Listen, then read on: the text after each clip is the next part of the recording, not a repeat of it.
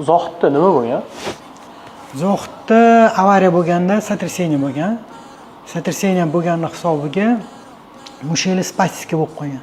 Spastika bo'lib qolganda birinchi kuni borganimda uyga yoshligidan taniyman uni, menga trenirovkaga chiqib yurardi u paytda. Borganimda birinchi kun mashina xo'jalik bo'lib yotardi.